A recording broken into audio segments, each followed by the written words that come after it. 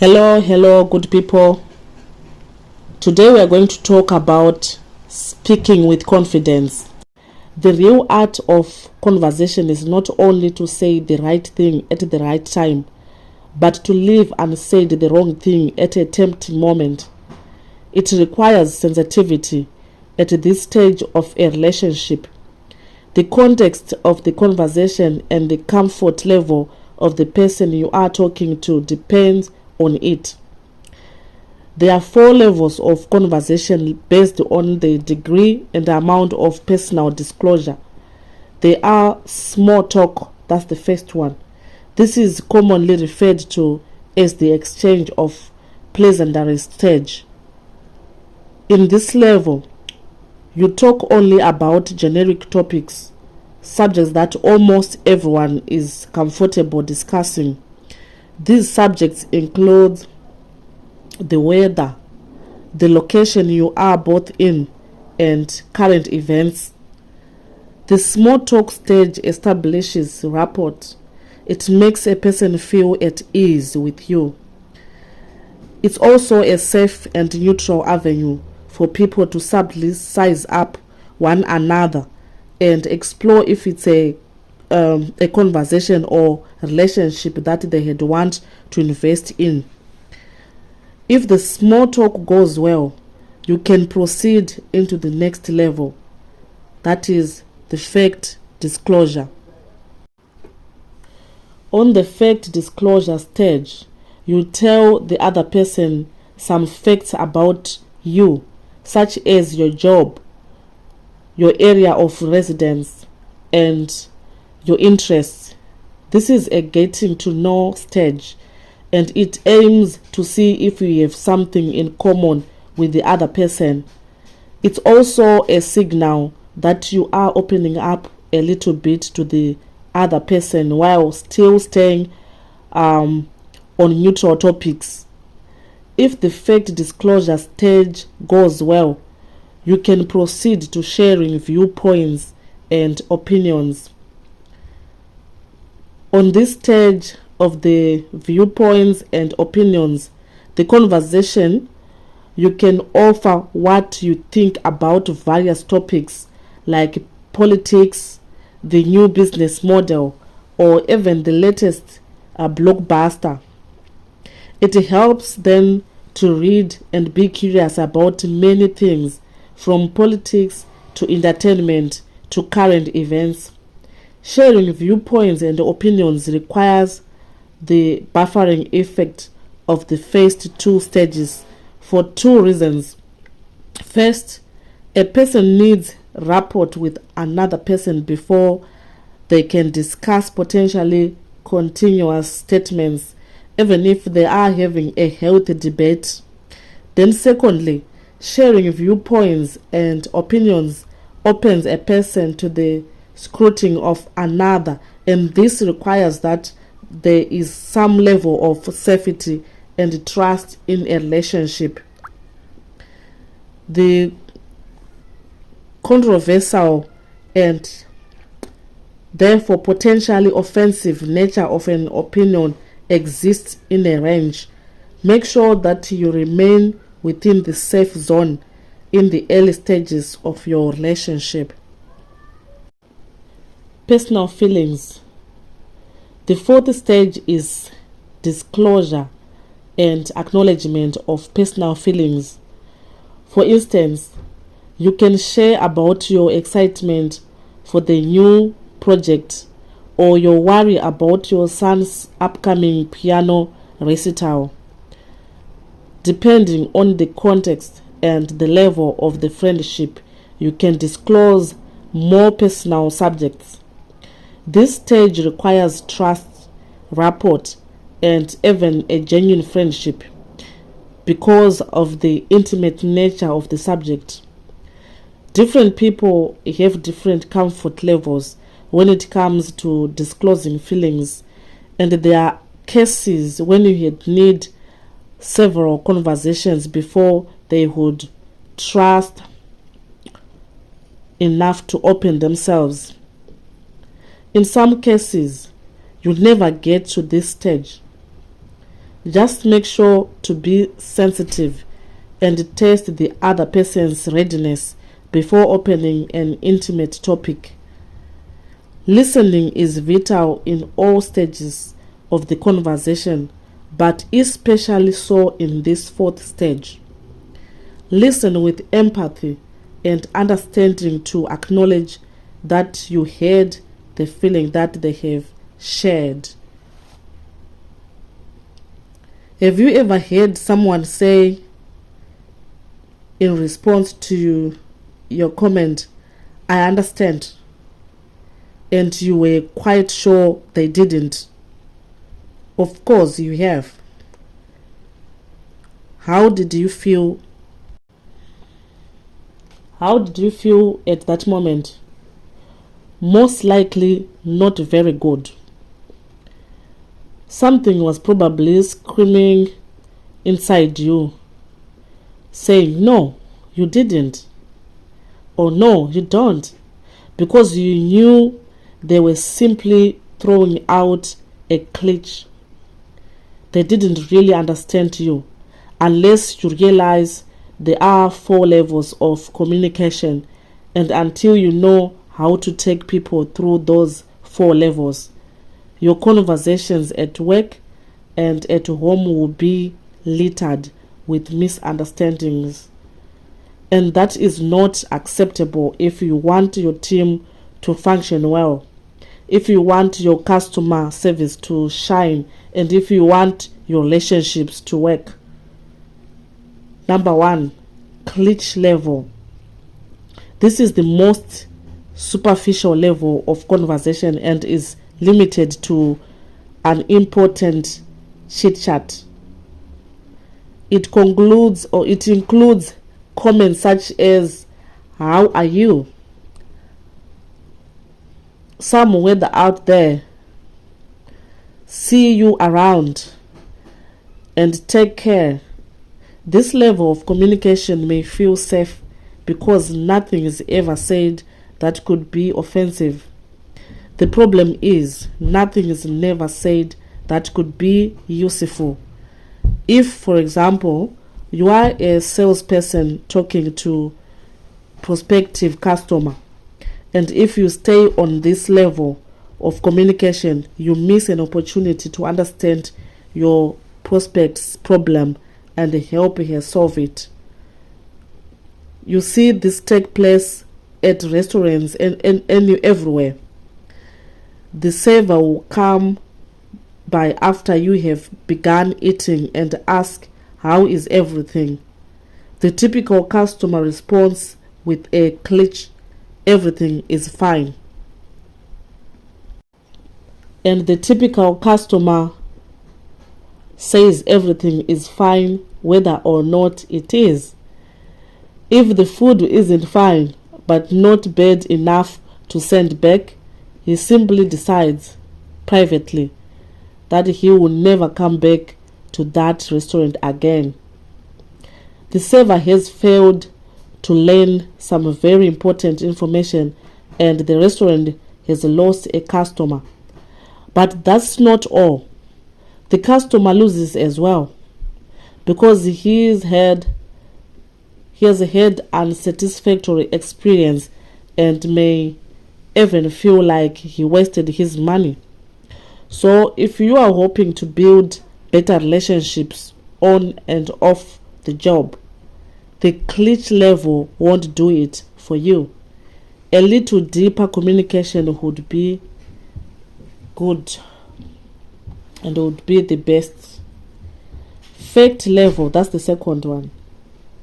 On this level, some basic information is shared. For example, if I was talking to you over the phone and asked, "How is the weather at your end?"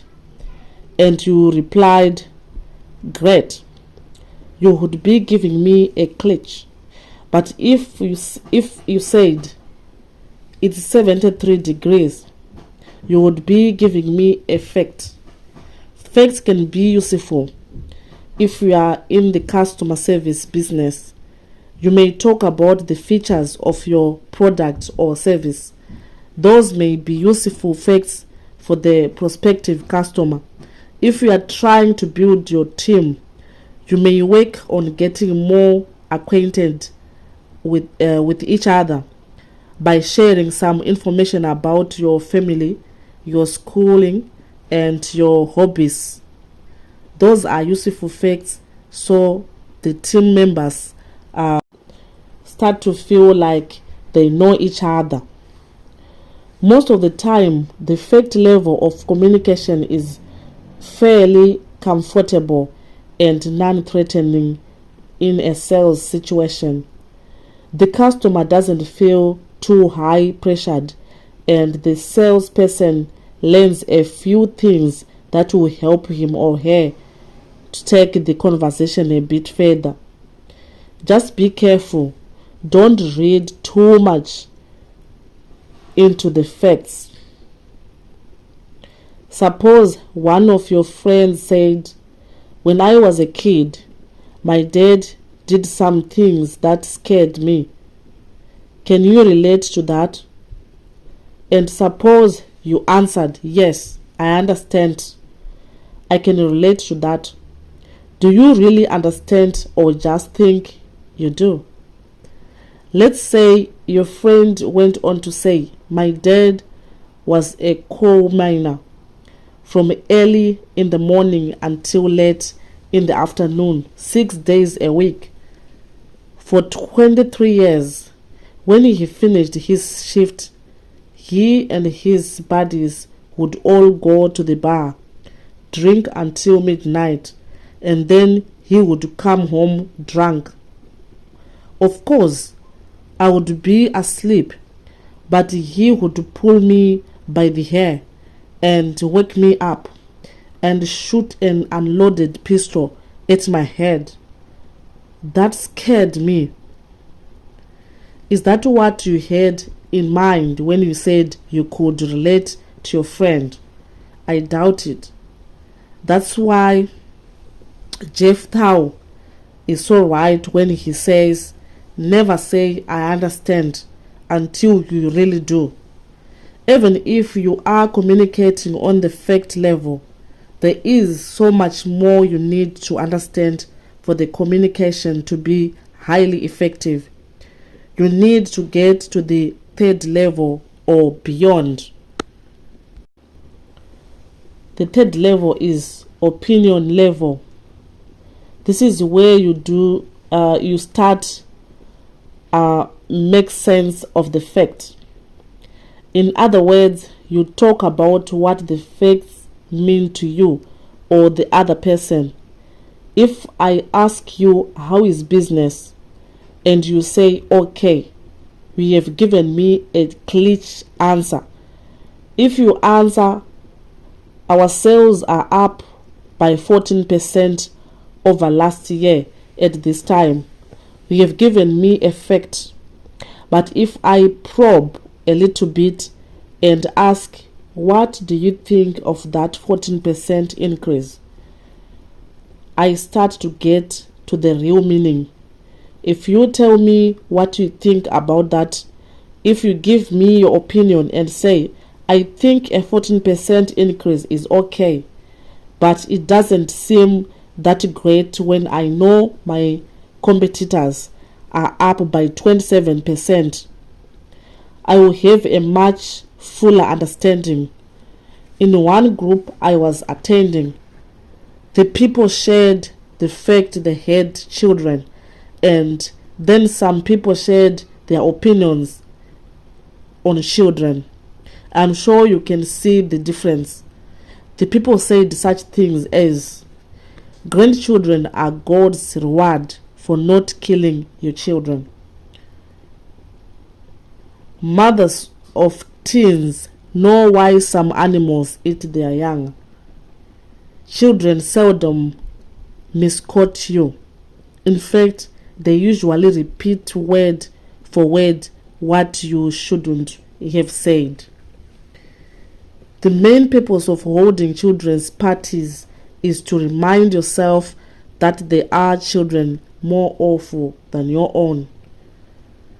We child-proofed our home 3 years ago and they are still getting in. Be nice to your kids. They will choose your nursing home. Obviously, opinions are better than pure old facts all by themselves. But your clearest, deepest, most helpful communication will take place on the feeling level. This is where emotions are shared. This is where you tell someone how the facts have affected you personally. And until someone knows your feelings, he or she doesn't really know you. For example, you and I could be co-workers, and I might know you have high IQ.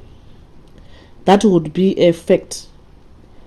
I may think you are capable of achieving so much more in life. That would be my opinion. But you wouldn't know me until I shared my feelings about that fact and that opinion. I may think you are capable of achieving so much more, and I may feel sorry for you, or I may feel challenged to motivate you. I may feel concerned about your apparent burnout. I may feel relieved that you aren't outshining me on the job. I may feel delighted to have a co-worker in the same knot I am in. Or I may feel 100 other things. When I share my feelings, you get to know me. We have reached the level of genuine communication. And the same is true of you and every relationship you have. When you share your feelings with someone and they share their feelings with you, it is then and only then that you get to know each other. So don't get all creeped out. When someone shares their feelings, indeed, if one of your co-workers or customers shares their feelings of delight, disappointment, anger, frustration, or anticipation, they are essentially saying they trust you. They feel safe enough to open up and share some very important as well as some very personal information. Unfortunately, as noted in the book Exceptional Selling by Tao, only a small percentage of people are naturally open to expressing their feelings. Another small percentage will open up if given the opportunity. The rest need to be gradually led to talk about what they feel. That's done through the art of questioning. So that's what we wanted to discuss about for today. So I'm going to leave with you some Bible verses for self-confidence. In 2 Timothy chapter 1 verse 7, it says, "For God gave us a spirit not of fear, but of power and love and self-control." And then in Psalm 27 verse 3, it says, "Through an army encamp against me, although an army encamp against me, my heart shall not fear. Though war arise against me, yet I will be confident." Joshua 1 verse 9 says, "Have I not commanded you? Be strong and courageous. Do not be afraid. Do not be discouraged. For the Lord your God will be with you wherever you go." Another Bible verse, we can get it from Jeremiah 17 verse 7. It says, "But blessed is the one who trusts in the Lord, whose confidence is in him." It's very important for us to trust in the Lord and to put our confidence in him. In Proverbs 3 verses 25 to 26, it says, "Have no fear of sudden disaster or of the ruin that overtakes the wicked, for the Lord will be at your side and will keep your foot from being snared."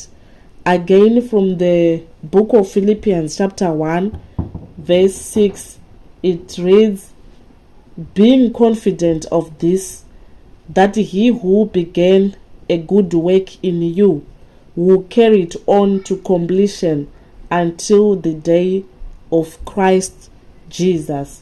So in Ephesians chapter 3 verse 12, "In him and through faith in him we may approach God with freedom and confidence."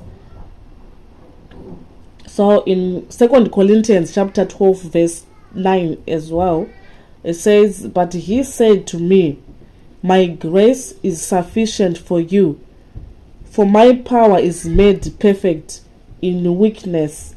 Therefore, I will boast all the more gladly about my weaknesses, so that Christ's power may rest on me."